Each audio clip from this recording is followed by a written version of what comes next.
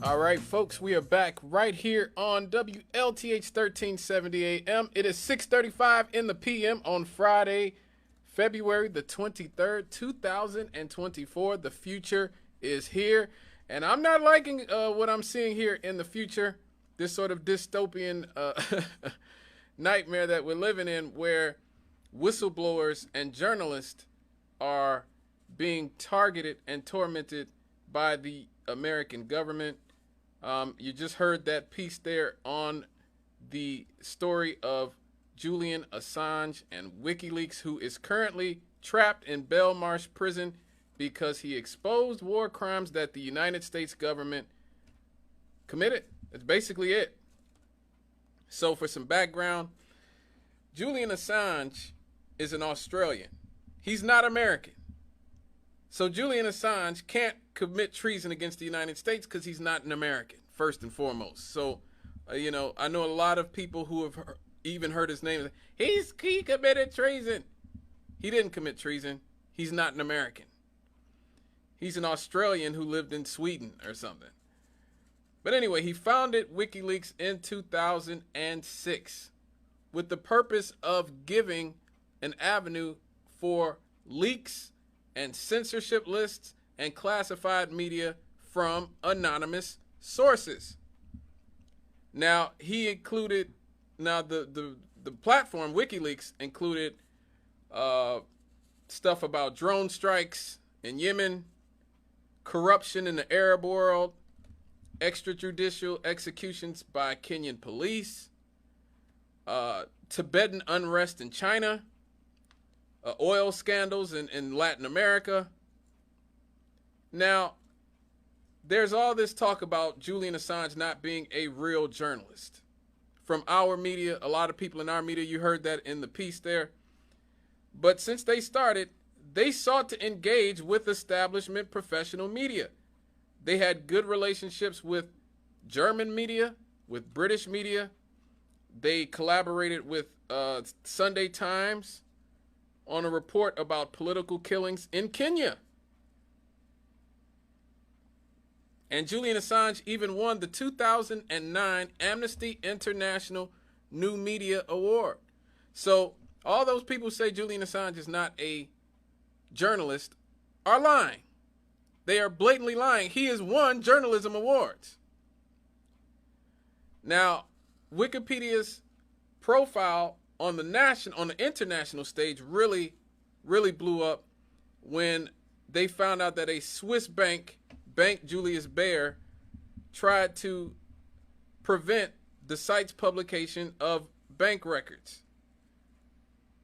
Hold on, caller. Assange commented that the financial institutions ordinarily operate outside the rule of law, and he received extensive legal support from the free speech and civil rights groups.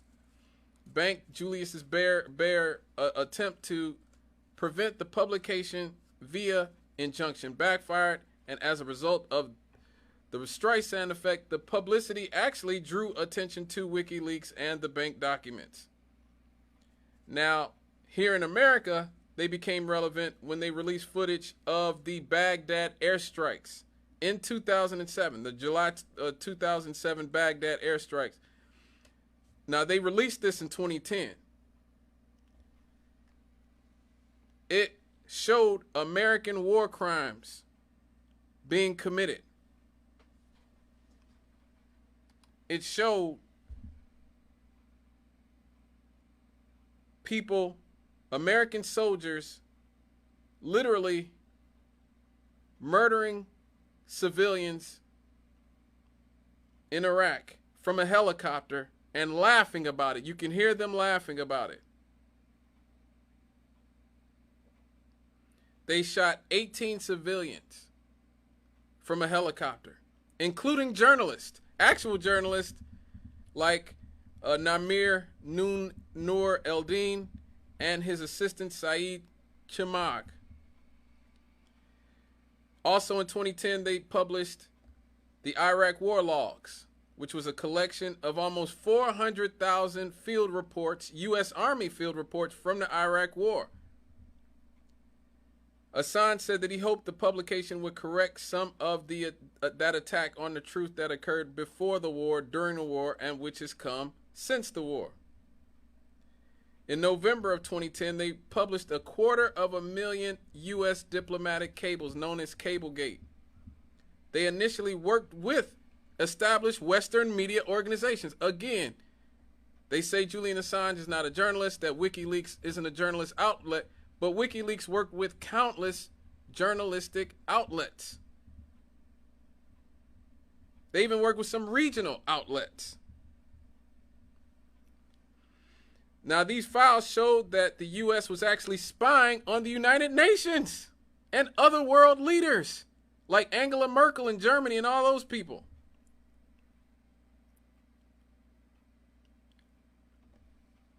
It also exposed corruption in countries throughout the world because they released files from U.S. diplomats.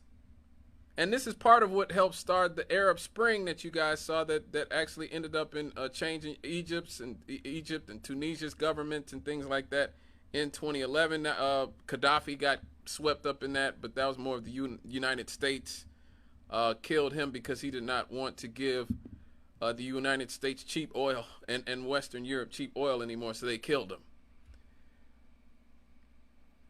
Now, this is when you started to see the elites start to take measures against Julian Assange and WikiLeaks.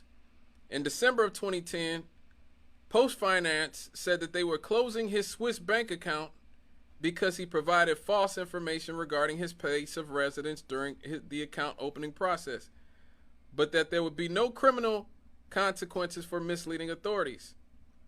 Now, WikiLeaks has said that that account was there specifically to donate directly to Julian Assange and other WikiLeaks staff defense fund, and that the closing was part of a banking blockade against WikiLeaks. Okay, now at this point in history, the people who are defending Julian Assange the hardest is the American left, liberals. He's mostly known in this country at this point for exposing that during George W. Bush's administration, during a war that was wholly unpopular with the left and with liberals, even liberals, a lot of liberals were against the Iraq war, that the Bush administration had committed war crimes, which we all knew.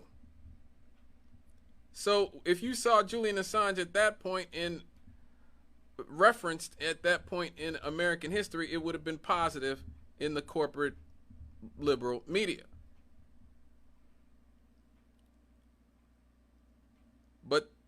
But the best is yet to come. Also, they had in 2010 they shut down his bank account, his Swiss bank account. They brought some bizarre sexual assault allegations against him in Sweden, of all places. He was suspected of rape, of a lesser degree unlawful coercion, and multiple cases of sexual molestation. Now notice, anybody that the establishment don't like, the first thing they do is start accusing him of being a rapist and a murderer. Or a murderer. But mostly a sexual molester. Oh, you molested these people. That's how they destroy your reputation now. Is they say that you're a sexual assaulter. They're doing the same thing to the actor Russell Brand, who hosts a really good political show on YouTube and Rumble. That's very much anti-establishment, anti the status quo, you know. And so, of course, as soon as he started doing that, they started accusing him of raping a bunch of women and molesting a bunch of women. And so they tried this out with Julian Assange first back in 2010. Now, the charges were so flimsy that eventually in 2019, Sweden had to drop the case. The prosecutors dropped the case against what the UK and America and all these other countries wanted. But the Swedes had to drop the case.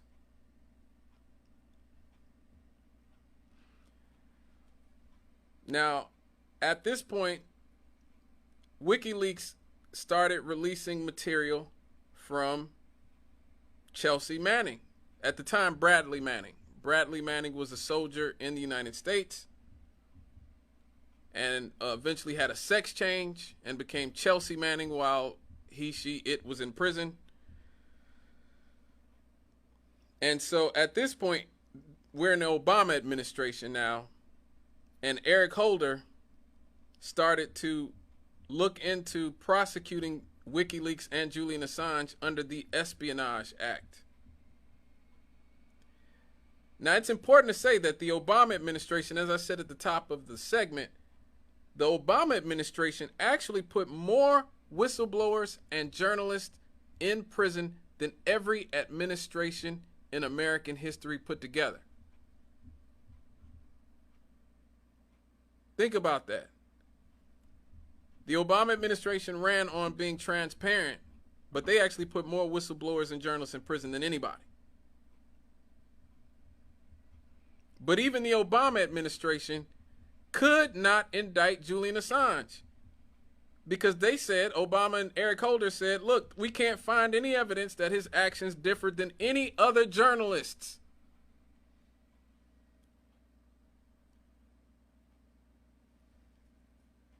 Now, it was actually during the Trump administration that the CIA director Mike Pompeo and Attorney General Jeff Sessions stepped up their pursuit of Julian Assange. So why is that important?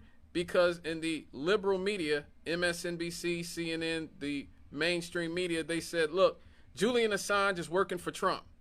He's working for Russia and Putin and Trump, and he hates the Democrats and he loves the Republicans.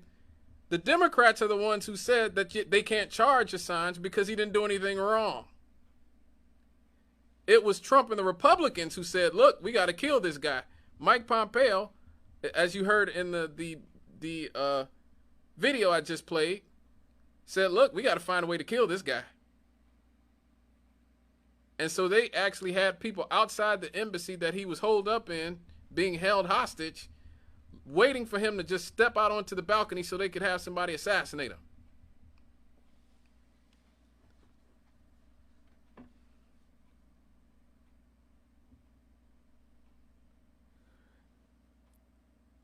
Now, here's where things start to get hairy and where the narrative on Assange changes in this country, because I said he went from being a hero of liberals and a lot of people on the left because he exposed bad things about George W. Bush and the Bush administration. Oh, it's important to state that none of the soldiers and none of the people involved who killed those 18 innocent people, nothing happened to any of them. The only person who's serving time in prison for that whole situation is Julian Assange, who's being tortured to death as we speak in Belmarsh prison in England, trying not to be extradited to the United States where we will kill him.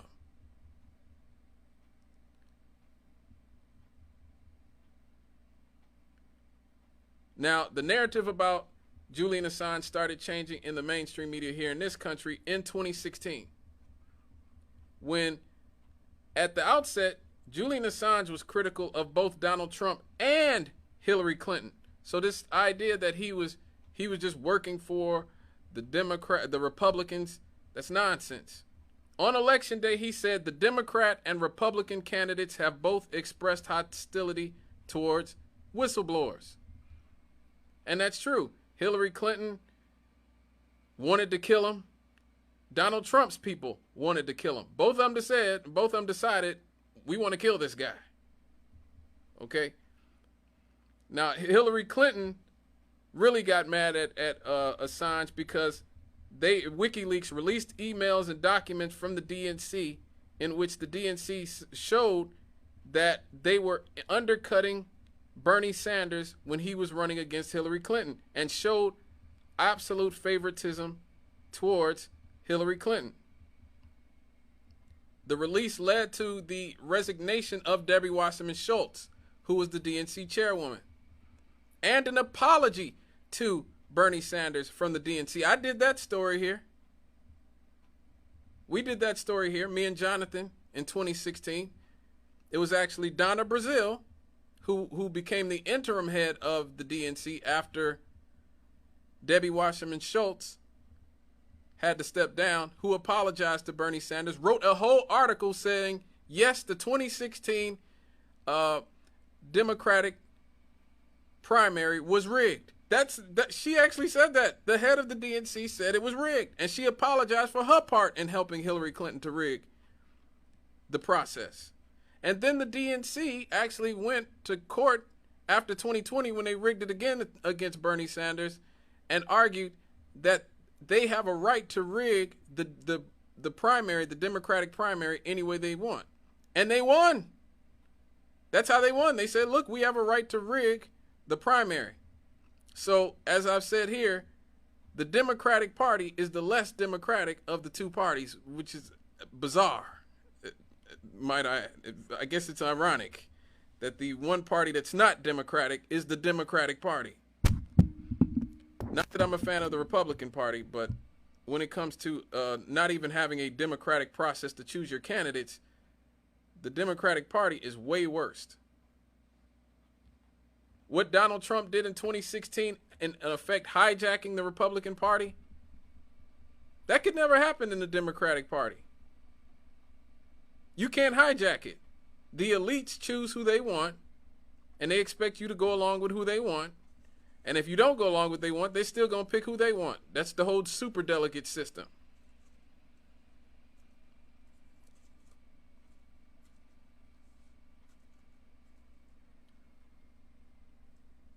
Now, also in October of 2016, the Ecuadorian government, at the behest of the Clinton people,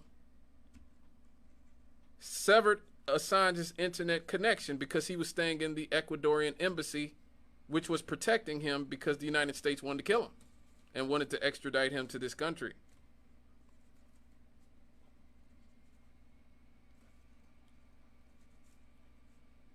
Now, the DNC server was hacked at this point. Of course, the DNC said that the Russian government did it and released all of Hillary Clinton's emails and all this other stuff. Julian Assange has specifically said that the Russian government was not the source of the DNC and emails of Hillary Clinton's campaign manager, John Podesta, and accused the Clinton campaign of neo-McCarthy hysteria about Russian involvement, which is true. Now, a lot of people, and Julian Assange has hinted at this, a lot of people have thought that maybe the leaker was a DNC staffer named Seth Rich. Now, why is Seth Rich important? Seth Rich is important because Seth Rich was murdered in a botched robbery attempt where nobody took his wallet, nobody took his phone, nobody took any of his money, credit cards, nothing.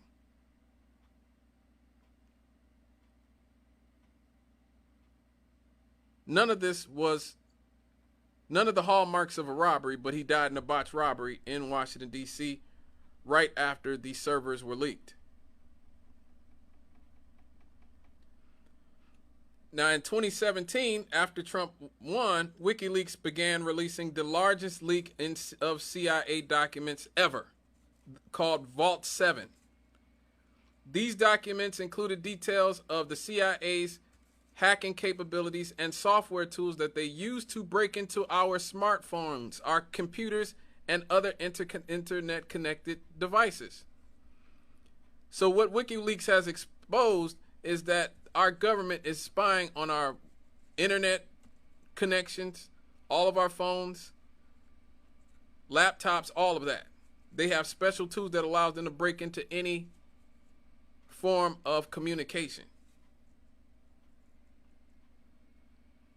And so because of this, all of this is why the United States government is torturing and trying to kill Julian Assange. He has spent 1,771 days in a UK prison for publishing war crimes and human rights abuses.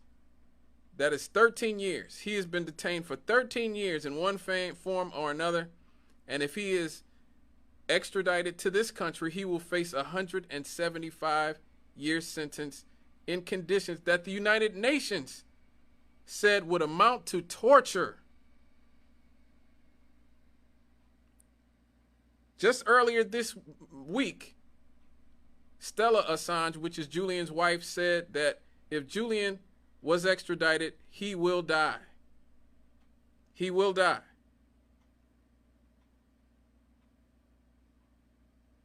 And so they are currently deliberating in England whether or not he will be deliberated here. They actually heard evidence that the CIA plotted to kidnap and assassinate him, like I said, from Mike Pompeo, meaning that should extradition be allowed, he would be sent to the very country that tried to assassinate him. You have so many different strange bedfellows in the media who have actually come together to state how important it is to prevent this from happening. You have Rachel Maddow, you have Tucker Carlson. They rarely agree on anything, at least overtly, in public, but they agree on this. This is what they had to say about it. Sometimes, to defend basic principles like free speech or a free press, you have to defend people you may find distasteful, maybe even people you loathe. And with that in mind, we need to talk about Julian Assange. I think these espionage charges against the Wikileaks guy are a huge deal and a very dark development. They have him locked up in the highest security prison, 23 hours a day in solitary confinement. This has been going on for a long time, and it shows how dumb we are that it took us a very long time, years, to ask the obvious question: what exactly did Julian Assange do wrong? Everyone, all good people hate Julian Assange. What was his crime exactly? It is not the same kind of criminal allegation they made against him in the initial indictment. It's not some hacking computer crime like they originally charged him with. These new charges are trying to prosecute Assange for publishing things that the people sent to him. He was a journalist. He was an editor.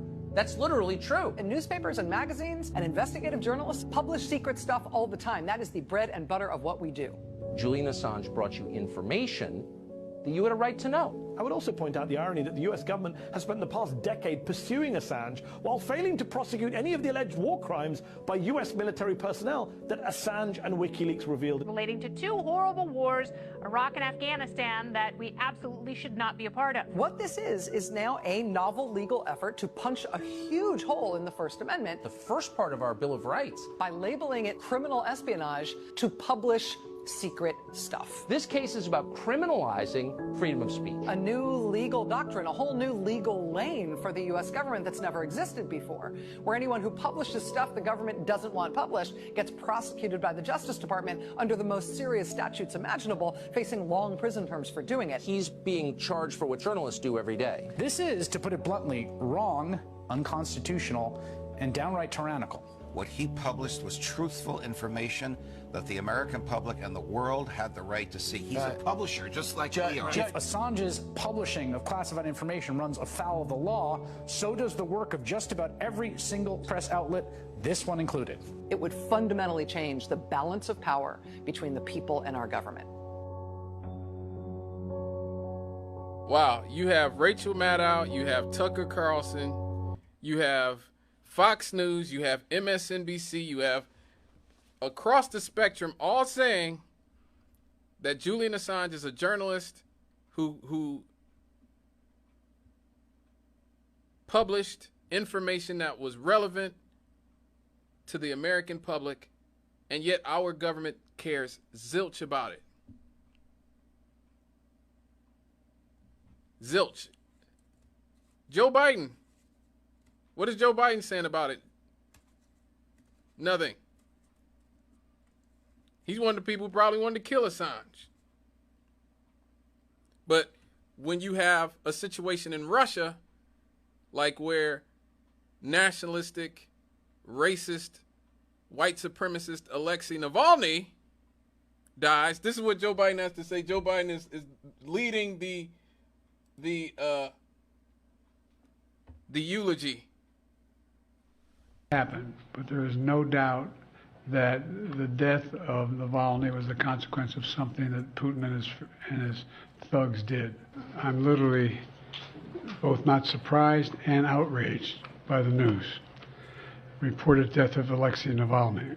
He bravely stood up to the corruption, the violence, and all the bad things that the Putin government was doing. He could have lived safely in exile after the assassination attempt on him in 2020, which nearly killed him, I might add.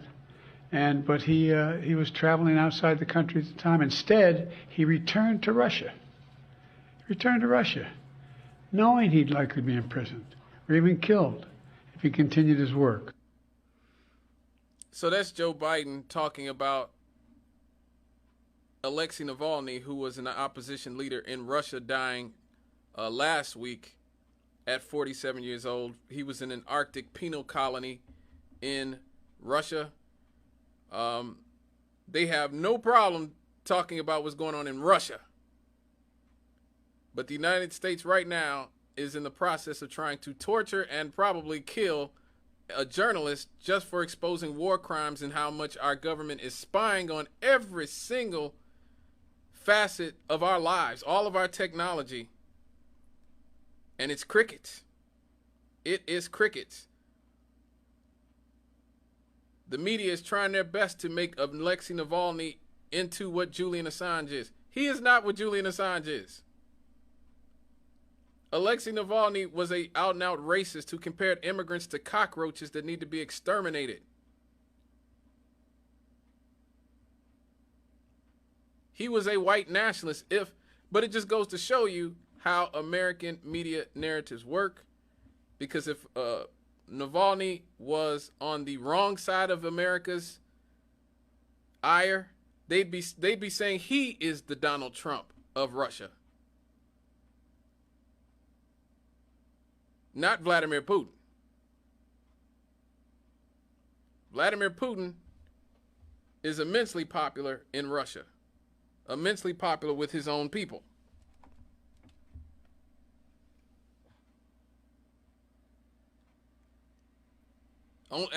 In a poll, only 2% of Russians would have supported Navalny in a presidential election. So much of his support has been fomented by the U.S. and Western countries. While at the same time, the U.S. government, which does all this about Alexei Navalny, is currently torturing and possibly killing a legitimate journalist. All right, folks.